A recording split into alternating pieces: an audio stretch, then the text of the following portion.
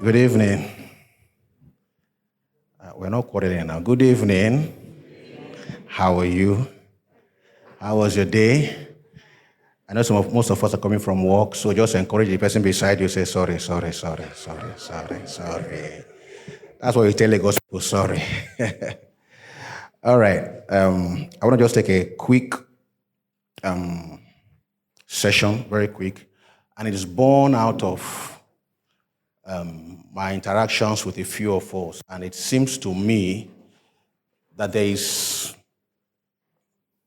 a disconnect when it comes to dating in these days. But let me just ask us a question.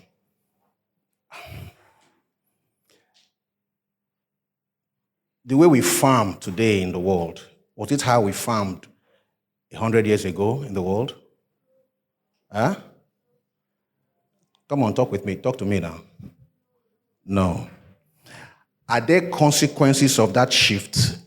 Are there things that have happened to all that seem to be detrimental because of the way we have changed how we do things? Would you think so? If you would think so, wave your hands. Wave it now. Wow.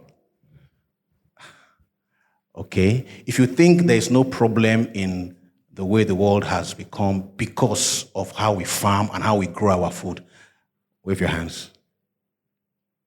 Some people are neither here nor there. We will spew you out of this church. But I believe a lot of people, and a general consensus would be that there is a change, or there's a consequence rather, because of the way we have changed how we farm. Now, I'm using this as an analogy to try to describe something else. Something that precedes both you and I, like the example I gave, is farming, Abi. It precedes all of us here. It's been happening all through human life on this earth. And because of urbanization, when I was a child, I actually I schooled near my village. So I used to jump school fence and go and meet my grandfather. It's the kind of thing I would do. You should know that now. Amen. And I used to actually farm what I would take back to school. But because of urbanization, that is no more possible. I met my grandparents farming. My parents are not farming. I'm sure most of our parents are not in the farms, true of us. But if I take you back 2-3 generations, they were in the farm. Now, I use the analogy to try to draw out something for us, that because we have become more urbanized, and we have had to change how we do something, like it or not, in one way or the other, it has had impacts on our lives. Some people trace some sicknesses that are current and new to mankind to the kind of ways we have been farming and we are eating. Amen. I use analogy to try to draw from dating and from how boy interacts with girl. That interaction is older than all of us, Abi. It's all through how, in fact, when Adam saw Eve, what did he say? He said, wow, man, let me speak like my people. And it shall be called woman, bone of. And up from there, up until today, with some slight changes. Yes, I know sometimes at the time, the woman didn't have a say. But most times, something, or the way it happened then, has changed today. Because now we are urbanized. Now almost everybody here has a 9 to 5. Abi? Now the only times we interact is 2 hours on Sunday, Abi? If it's up to 2 hours. In fact, not up to for most of us. Amen. Why do I draw this analogy?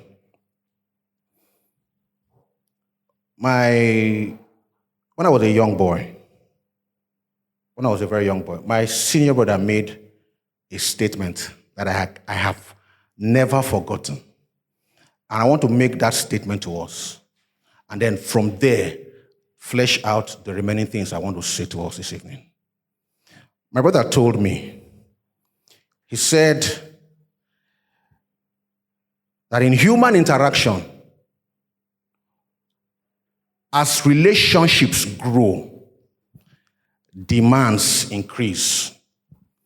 And when demands are not met, relationships fail. Can you think about that for a moment, and I'll flesh it out? As people interact, and when relationships, in that interaction, they have relationships, and as relationships grow, demands increase. When demands are not met, relationships fail. I will tell us another story. It's not a good story. It's a gloomy story. But I will say it just for what I want to pass across to you. In my second year in the university, I always lived on campus. My school had hostels, so I stayed on hostels. I don't know when school starts these days, but those days, sessions start around October. I had roommates. We're supposed to be 4 in a room, but we ended up being 8. I had roommates. I think I was the only Christian there. As we entered second year, we came first before the Jambites, before the people who are entering in, Abi. We came in first. I heard my roommates discussing, and they made a statement. They said, go collect October rush. And I was asking, what is October rush? How many of us know what October rush is? You people know. This one didn't fail. Now let me explain for those who don't know. When the Jambites are coming in October, these guys go and meet them at the gates. Or you will know a Jambite, Nabi. You know, go know Jambite once they come, looking lost. These guys will go and waylay girls, and they will do it nicely. They will meet you. They will be friendly with you. They will encourage, let me help you run your, you want to pay your school fees, registration. Where is this place? They will help you. And those guys were doing it for just one reason, for one evil reason. So that they can collect girlfriend. And it was a shock for me seeing it. At the end of October, by the time we got to November, December, I saw how they were. You know how guys discuss, how guys talk. Big guys, we know how we talk. I was heartbroken. You did all this just to catch a girlfriend and sleep with her. So the question always disturbed me. How will a guy meet you today, and in 1 week or in 2 weeks, you are your girlfriend, is your girlfriend, or is your boyfriend? How does that work? Which brings me to the crux of what I want to say, and why I made that first saying. I believe, and most of what I will speak based off of my personal understanding of things that God has given me. The way I believe a relationship should go is that you must have an idea of who you want to have a relationship with. What I have noticed with you guys in this generation, which breaks my heart, is that you put the cart before the horse. You meet a girl and you begin to talk to her and tell her, I want to be your boyfriend, or let's have a relationship. The first question I will ask you, me and you like this standing, don't we have a relationship? So if you come and meet me and tell me you want to have a special relationship with me, how should I feel? So you start with, I want to have a relationship. And what pains me most is that our sisters don't know how to say no. Yes. There is a time to say no. And there is a way to say yes. Normally, we encourage you, the guy should talk to Sister Abby. We encourage that in this church. We don't believe that the sister should be the one toasting the guy. We agree. But how should it start? Let me use myself as an example. I met my wife in school. For 3 years, I knew her before I asked her to marry me.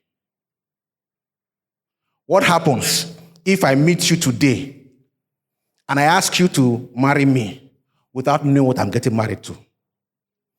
6 months down the line, I never knew you were like this.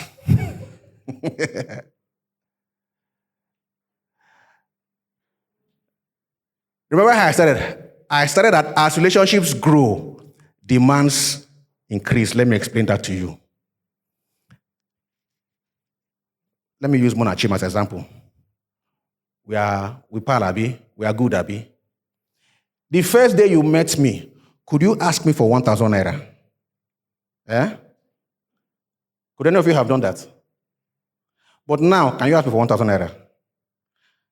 How many of you can ask me for 1,000 naira here? Let me see. Okay, good. The first day any of you met me, could you ask me for 1,000 naira? What has happened?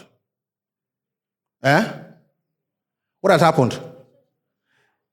Relationships are growing. And because relationships are growing, you are able to place demands. The problem with you is that you are placing a demand on what your relationship cannot carry. You cannot ask, some of you cannot ask me for 100,000 naira, but some of you can ask me. True? Why? What is the difference between you that can ask me for 100,000 and the one that cannot ask me? What's the difference? Relationship has reached a level. If you get to know me to a level and we are like this, and you ask me for 10,000 naira, and I say I won't give you, you know, go verse, and we are tight, won't you be angry? Relationship is failing. Now let me explain to you in very clear terms. I believe some of us are very lazy in building relationships. And we are using the excuse of modernization or urbanization as the reason. See, I always believe that the church is the best place to find your spouse. I hold that strongly. I found my spouse in my church. I hold it strongly that the church is the best place. Why? If for nothing else, we are hearing the same words. God is able to speak to us. We are under the same authority. We are under a pastor who can speak to both of us, Abi. So yes, that is that. We have crossed that Rubicon. We can get married to ourselves in church. But how does it happen now? If you don't take the time to know me, if you don't take the time to build a relationship, and when I talk about building a relationship, I really wish I had more time. It's not about building a relationship in your mind with, I'm building a relationship because I want to marry you. You have it mixed up. No. Be a brother. Be a sister. Be a good brother. Be a good sister. Be a good brother. Build a relationship that you can see. When you are making a demand on somebody to marry you, is that a small demand? And then you have a weak relationship. How does he hold it? I do not believe you should make a demand on a relationship that cannot carry that demand. You should not do that. So you should not just see a girl and the first say, this girl fine, I like him, now my spec. And next I put your mouth say, I want, you know what happens? Let me explain to you what happens. When you have told a girl that I want to marry you, and the girl, they don't know how to say no, have you not excluded her from every other guy? You've done that now. Meanwhile, you don't know nothing about her. The only thing you know about her, say, would they go to the same church?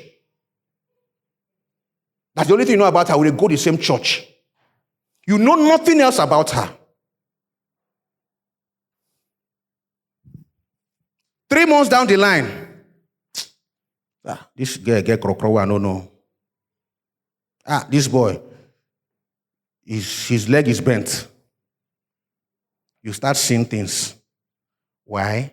You did not take the time to build genuine relationships. My prayer for this church is that we will be bound together. We'll have such great fellowship and relationship amongst ourselves. So great. I remember, oh, God have mercy. When I was in school, the first day I mentioned anything about my wife, I didn't speak to 2 people, but they did something. 2 of them did something to me, and I looked at 2 of them and I said, I will marry one of you.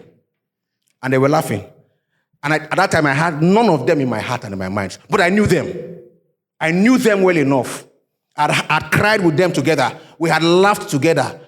We had run together. We had crawled together. We had walked together. We had shared each other's burdens. what happens is that in the first, because relationships have their own demands, you don't want to carry that person's body. Because if I get to know you, the moment I begin to know you, if you're hungry, won't I give you food?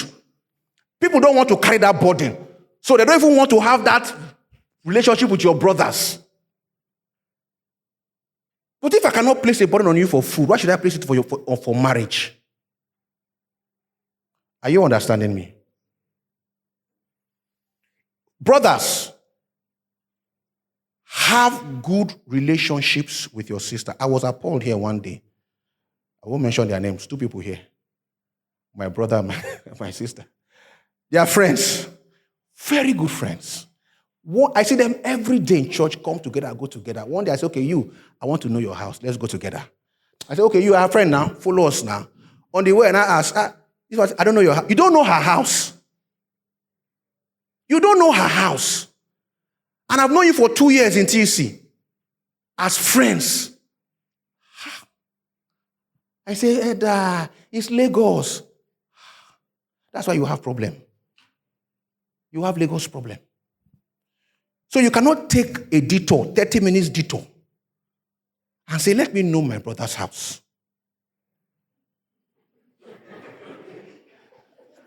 I know why you're laughing.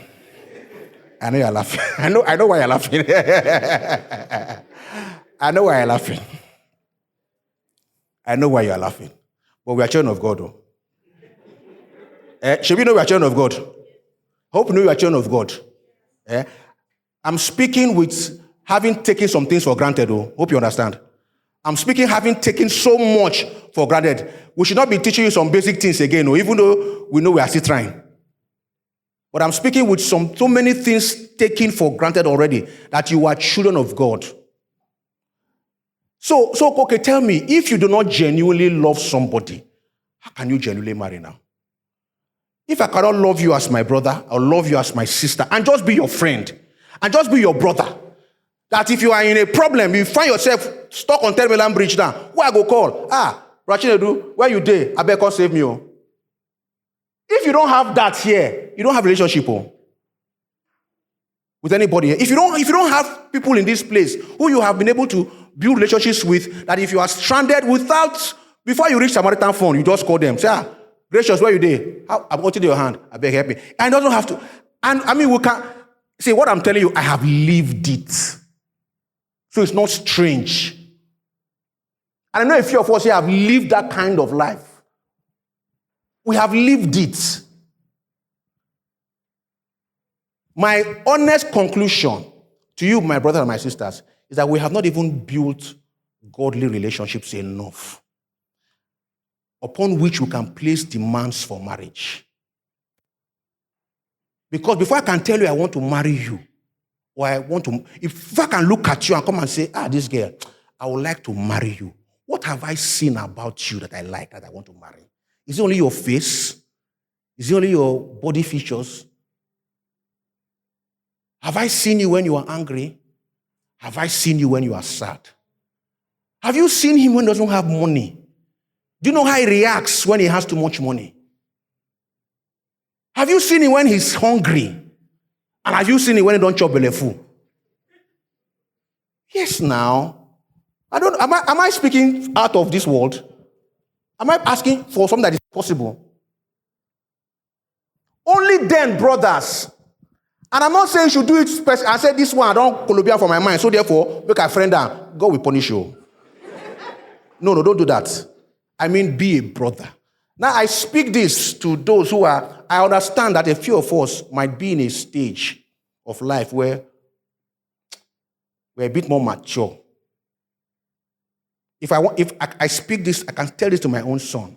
My mother was the one who told me, my mother, as I was going to school, she gave me 2 advices. One of the advice was, when you get to school, look for a wife.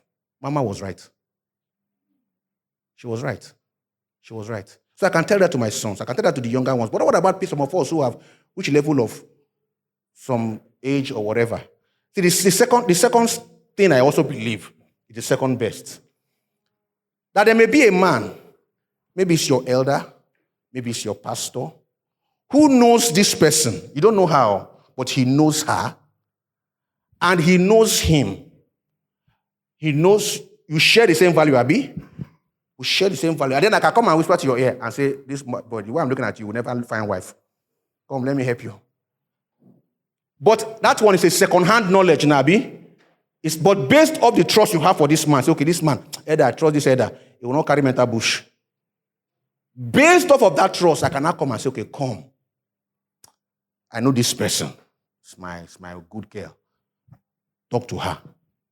Meanwhile, I've talked to her, say, somebody's come to meet you. But there's a knowledge there. There's a relationship upon which you are enjoying now, upon which you are trying to build this one. Do you understand me? So my first, which I don't know how to drill it more, and I'll be running off now. I don't know how to drill it more to you. My sisters, let me speak to you. It's not everybody that talks to you will say yes to. Let me encourage you. If somebody comes and meets you, your brother come and meet you, who you don't know nothing about him. I cannot meet you after 2 weeks. I'm telling you I want to marry you. You not say yes. Please say no. What did I say? You know one say no before. Say no. And don't feel bad about it. Yes, we have you. Me and we have. I will drag singles. I will drag you, but it's banter and it's play. It's not as if I'm putting a yoke over your neck. But there's nothing wrong in being single. There's nothing wrong in saying no. There's nothing wrong in saying no to somebody that you have no idea who he is. Because of how the world is, we're a growing church. More people are coming. Every day we're increasing. Very soon we'll increase beyond this place we are in. Some people will creep in unawares. Who will be fine boys? Who will have good behavior, not like my own. And they come and meet you and tell you, will you marry me? Will you say he's a fine boy, let me marry him? Say no. Learn to say no. Brothers, learn to build relationships with all your sisters in general. God bless you guys.